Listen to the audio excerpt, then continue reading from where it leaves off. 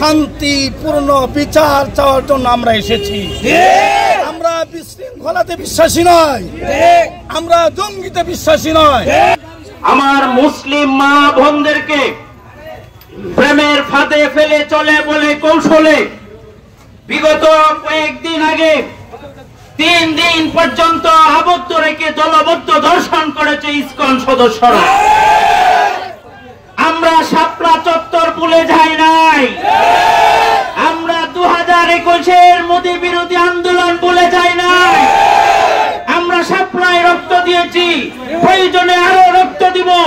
এই ইসকন নামক জঙ্গি সংগঠন যেমনি ভাবে পাকিস্তান, রাশিয়া, চীন সহ বিভিন্ন রাষ্ট্রতে ইসকন নামক জঙ্গি সংগঠনকে নিষিদ্ধ ঘোষণা করা হয়েছে, বাংলার মাটিতেও অনতিবিলম্বে ইসকনকে নিষিদ্ধ ঘোষিত করতে হবে।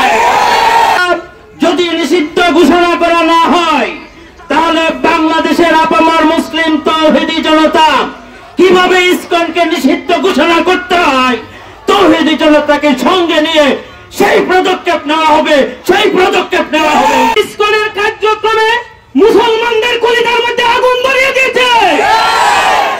বর্তমান রাষ্ট্রপ্রধানকে বলতে চাই, আমরা আর শেলের গেউ গেউ শুনতে চাই না। ইসকনকে বাংলাদেশের মাটি থেকে অবাঞ্ছিত ঘোষণা করতে হবে, নচেৎ বাঙালি জাতি উচিত জবাব দিবে ইনশাআল্লাহ।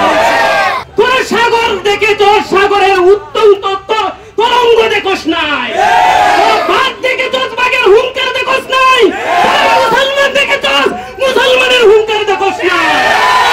আমরা ইনশাআল্লাহ আমাদের মা বোনদের ইজ্জত আমাদের নিকটে এরকম আমাদের জান থেকেও বেশি, প্রয়োজনেও লক্ষ কোটি মুসলমানের জান দিব, তারপরেও একজন মুসলমান নারীর ইজ্জত নষ্ট হতে দিব না ইনশাআল্লাহ।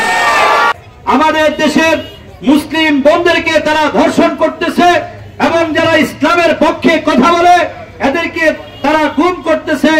আমরা বিভিন্ন মিডিয়াতে দেখলাম এদের যে সমস্ত জঙ্গি কার্যক্রম আমাদের দেশে পরিচালনা করছে, সেটা আমাদের দেশের জন্য খুবই মঙ্গলজনক নয়। এখনো যদি আমরা এদের বিরুদ্ধে সোচ্চার না হই, সেই দিন বেশি দূরে নয় যেদিন আমাদের মুসলমানদের কণ্ঠ তারা রোধ করে দিবে। অতএব আমরা এখন থেকে সজাগ হয়ে যাই। ইসলামী ইসকনে যে সমস্ত জঙ্গি সংগঠন আছে এদের বিরুদ্ধে আমরা ইনশাআল্লাহ সোচ্চার হব এবং এদেরকে কিভাবে সরকারিভাবে নিষিদ্ধ করা যায় এই নিয়ে আমরা ইনশাআল্লাহ রাষ্ট্রীয়ভাবে এবং আমাদের প্রশাসনিকভাবে আমরা এদের কাছে ভবিষ্যতে স্মারকলিপি প্রদান করব। আমরা একের পর এক ধৈর্য ধরেছি। এদিকে আলিফ হত্যা হয়েছে, এদিকে মানিকগঞ্জের মধুখালীতে 2 জন ভাইকে, মুসলমান ভাইকে পিটিয়ে হত্যা করা হয়েছে, ওদিকে মহিবুল্লাহ সাহেবকে গুম করা হয়েছে, এদিকে বইয়ের মতো ভার্সিটিতে নিরাপত্তা ঘেরা এলাকাতে সেখানে একজন ইসকনের সন্ত্রাসী আমার এক বোনকে ধর্ষণ করেছে। এরপরে আর কি লাগবে? এরপরে আমাদের প্রজা হতে আমাদের জুলুমের শিকার হইতে আর কি লাগবে? আমাদেরকে জুলুম করতে করতে করতে করতে আমাদের দেয়ালের পর্যন্ত পিঠ থেকে ফেলেছে। যুব সমাজ জাগরে যাক, হেফাজত ইসলাম দিচ্ছে ডাক, আলেম ওলামা জাগরে যাক, বাংলার মুসলিম ভেঙে দাও, ঘুরিয়ে দাও, বেশিবাদের আস্তানা ভেঙে দাও, ঘুরিয়ে দাও, ভেঙে দাও, ঘুরিয়ে দাও, বেশিবাদের আস্তানা।